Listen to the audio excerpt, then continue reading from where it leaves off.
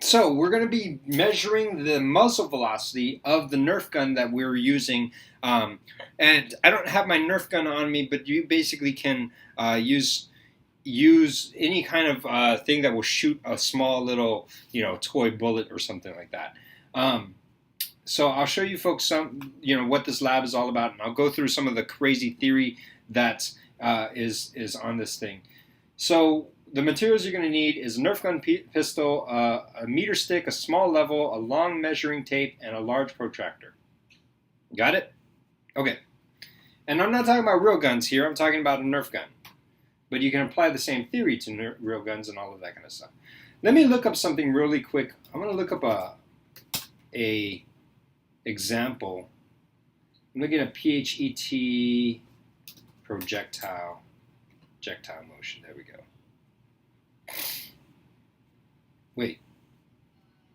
It doesn't give it to me? Oh, Yahoo, you're junk. Google.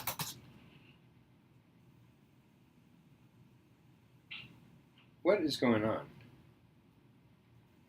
All right, google.com. All right, here we go. PHET, projectile motion. There we go. All right, give me a second here. Let's just start up this thing right here.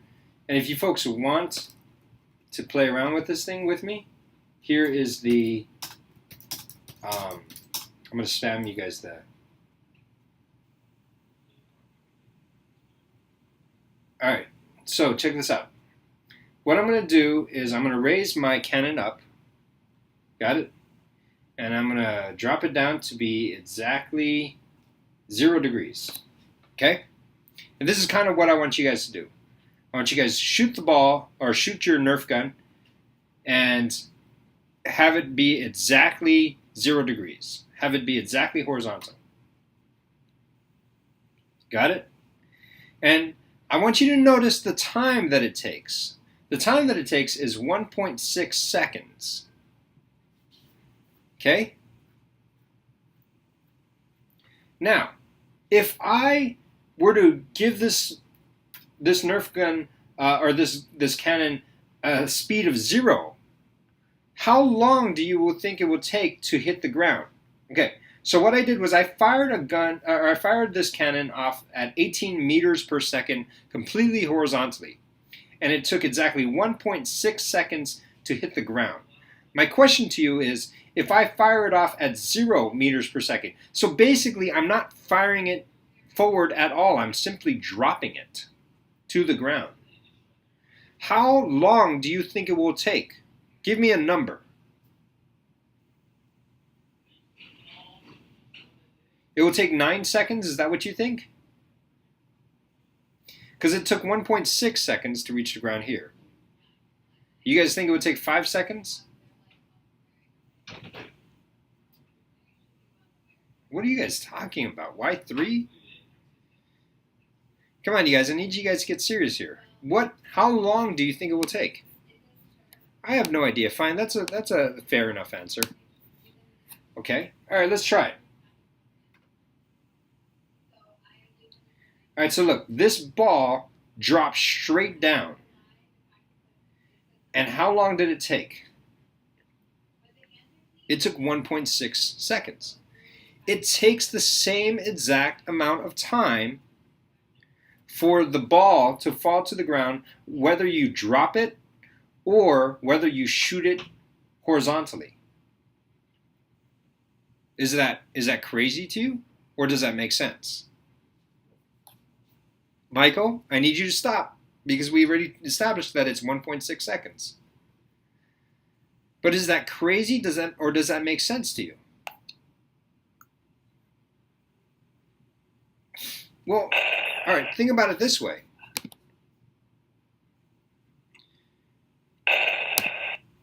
Julian, you're going to need to turn off your mic. Okay, think about it this way. What is causing the ball to fall to the ground? It's gravity, right? And which direction is gravity acting in? Down, straight down, right? So when I drop a cannonball down, this thing is pulling the cannonball down at an acceleration of gravity, which we've already established to be 9.8 meters per second squared, right? We've covered that. That's the one that's just being dropped. When I'm firing a cannonball horizontally, it's moving forward, but what is pulling down on it? Gravity. And how long and how much gravity is being pulled on it? Well, the same amount of gravity as before, as when you just dropped it. So how long will it take? Well, the same time that as if you were to just dropped it. No, not 1.6. 1.6 is the time. It would be pulling exactly 9.81 meters per second squared. It's the same gravity as before, pulling in the same direction. So it would fall at the same amount of time. We can use this fact to help us out with understanding trajectory. This is where it becomes really cool. So that's what I'm explaining to you here. Got it?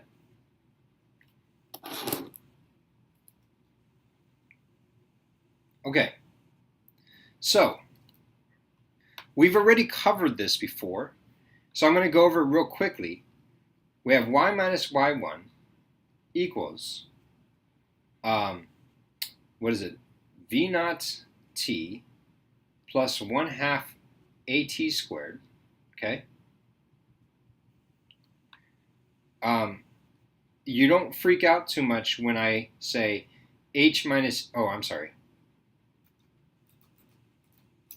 h naught equals v naught t minus 1/2 gt squared. You guys don't freak out when I have that much, right? We've covered that. This was actually in all the videos that I recorded. Okay. Let me see. If we're talking about dropping a ball, then what we're doing here is we're basically saying the velocity initial is 0.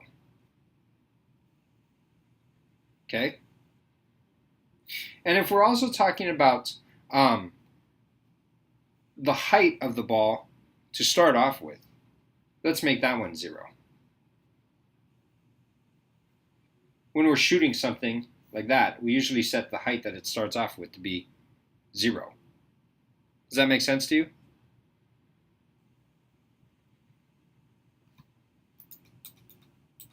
All right. So I have negative h naught equals negative 1/2 gt squared. I multiply both sides by negative and I get a positive. I multiply both sides by 2. Now why did I do that? Well, to get rid of this fraction. I don't like this fraction. So I have 2h naught equals gt squared. Divide both sides by g. And then take the square root of both sides. When I took the square root of both sides, I got rid of this square part. So I have square root of 2h naught over g is equal to t. Are we cool with that? And the reason why I went over that so quickly is because that's the exact same equation that I derived for you guys earlier.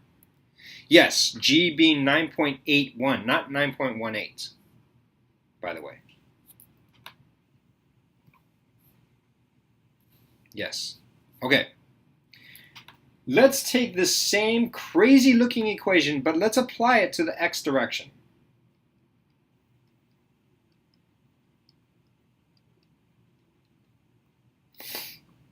Because what I want to figure out is I want to figure out how fast, if I have a bullet that is being fired off out of a cannon, out of a Nerf gun, out of something, at a velocity, some speed, right? And I measure how far it goes. Let's call this R. R stands for range. Got it? So I know how high it is, I know the height that it started at, and I measure how far it goes out, the range. The question that I'm asking is, can I figure out how fast it shot out to begin with? That's what I'm going for here. Okay? Now, keep in mind, if you folks were 12th graders, I would make you do all of this math on your own. Since you're 7th graders, I am doing all of the math for you. I just want to show it to you so that way you can see what's going on. So don't freak out because I'm doing all the math for you. I just want to make sure that you know that I'm not pulling it out of thin air. So, what I've done so far is, all right, so does everyone understand the question? I know exactly how high I'm going to have my Nerf gun when I shoot it. I shoot it exactly horizontally, and the way I can do that is I use a leveler to help make sure that I know that I'm shooting horizontally. And I measure how far it goes. We're calling this distance,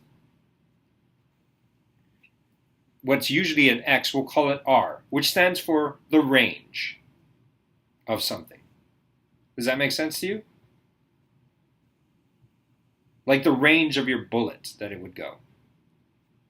I could call it X, but I mean, I'm just going to call it R. All right. So if I can measure that, the question that I'm asking is, can I figure out what the velocity that I shot the bullet at to begin with? If I can measure out exactly how far it went, can I figure out how fast the bullet went to begin with? That's the question. Now, everyone should understand the question. And what I've calculated so far is I figured out how long it will take. I know that the bullet will be in the air for exactly however much time that gives me. This is the thing I just calculated from before. Got it? But now I'm going to take my crazy equation, I'm going to apply it to the x direction. So I have x minus x naught equals v naught t plus 1/2 at squared. Now let me ask you this. In the y direction, we changed the a to a g. Technically, we changed the a to a negative g. Right? In the y direction. In the vertical direction. And the reason being is because gravity is the acceleration. See this a, we turned it into a negative g, because this is, going back from the last video, we turned that a to a g. Now you guys are freaking out about the math. Remember, I'm doing it for you. We turned this a into a g because the acceleration was due to gravity, right? Now, in the x direction, in the horizontal direction, what is the acceleration?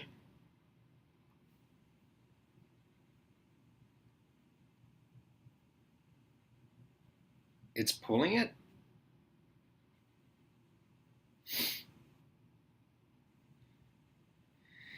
Is gravity causing your bullet to move faster in the x direction?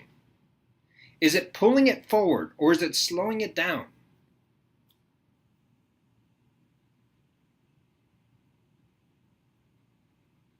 It's slowing it down? No. Gravity doesn't slow things down as far as going in the x direction. Gravity only acts in the vertical direction. It doesn't pull it forward. It doesn't slow it down. It only acts in the vertical direction.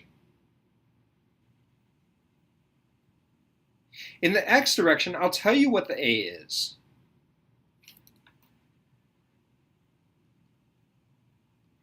I'm going to put an a with a little x under it. That a stands for acceleration in the x direction is 0. We've talked about this because the force of gravity pulls down in the y direction, but it doesn't pull in the forward direction or backwards. Gravity isn't what makes you fall forward. You being a klutz, that's what makes you fall forward. Does that make sense?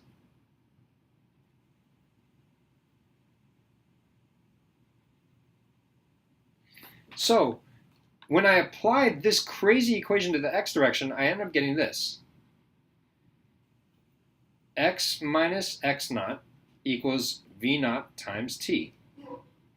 And the reason why I didn't write the last half of that equation is because I have 1/2 times 0 times t squared. I don't care what 1/2 and t squared is. If you're multiplying it by 0, the whole thing's 0. We cool with that?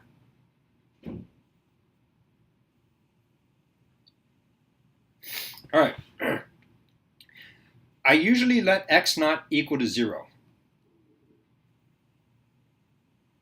Because that's saying when I'm starting this off, I want the x coordinate at the beginning to be at 0.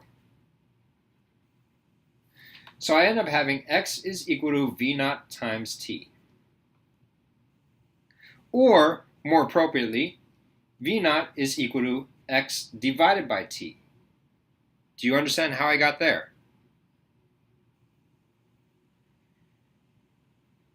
I wanted the v naught all by itself. I divided both sides by t. The thing that was causing the v naught to not be all by itself is the v naught times t, and to get rid of that times t, I divided it by t. I can't do it just to one side, so I did it to both sides, so I ended up having x over t is the same as v naught. Does that make sense?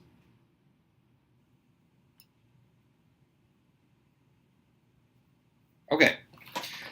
Which makes perfect sense, because if you're talking about a velocity, let's see, one velocity that might be in your head at the time is, what's the speed at which your mom drives the car on the freeway?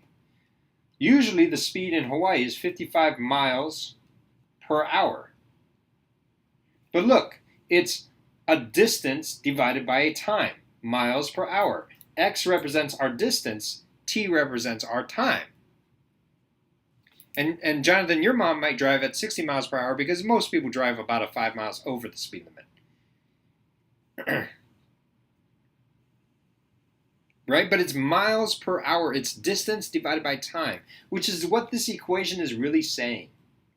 So all of this stuff we've gotten from the same exact equation. It comes from this super complicated equation, which didn't end up being that bad in the first place. Now let's put it all together. If you want to know how fast your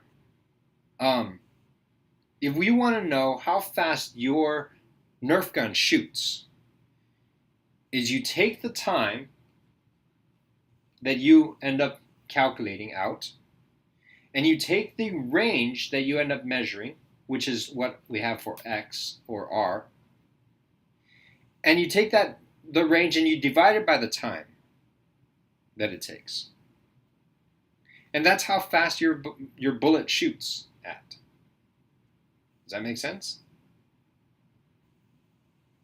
So I think in the lab, I end up deriving for you and going through everything you folks have or that I just covered with you in the lab. So here's our v naught equals x over t. It's right here. And I've recorded a video for you folks. And then what I want you to do is I want you to shoot your Nerf gun 5 times. And I want you to measure out how far exactly it went. So that would be this number right here. And you would measure that, 10 or 5 meters. And make sure you measure in meters. Don't measure in feet. Because if you measure in feet, all of this stuff these equations are all going to come out wrong. Distance measured in meters. If you don't know how to convert feet to meters and you only have like a ruler that measures feet, then use Google to convert that feet to meters. But make sure you record your answer in meters. Got it? And then what I want you to do is I want you to figure out, well, how long would it take for a bullet to fall exactly 1 meter? Well, look, you have the equation. T is equal to the square root of 2 times your height, which I told you would be 1, divided by 9.81. So then you plug that into a calculator. What is 2 times 1 divided by 9.81? And the square root of that. Got it?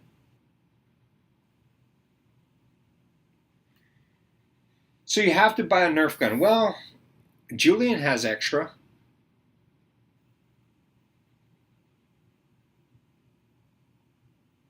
Oh, what is a disc bullet? I'm not sure actually. Let me see. Where did I have that question? All right.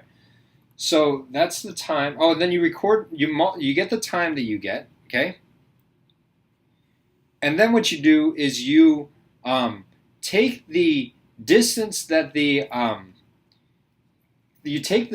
average distance that you measured, and you divide it by whatever time you get, and that's going to be your velocity that your Nerf gun shoots at. So the answer to question 7 is 9.81. No, it's 2 times 1 divided by 9.81, and then you take the square root of that number. I actually do that calculation for you in a previous video. I do that exact calculation for you, except instead of height equal to 1, I think I used height equal to 1.5.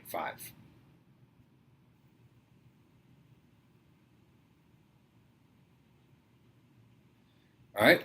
All right. I only have 5 minutes or 6 minutes left to cover the next part of the lab, and I want to go through it with you folks. So give me a second. Hold on. I've got Jonathan showing me his, oh, yeah. Some people have these little toys that shoot out these little discs, and you can use those as well. So, I mean, you don't need to buy a Nerf gun, like a full-on Nerf gun.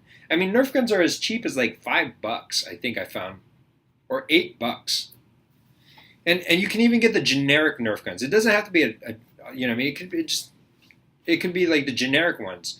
And if you don't have one, I would recommend going to Savers, and you can buy them for real cheap, like $2 or something like that.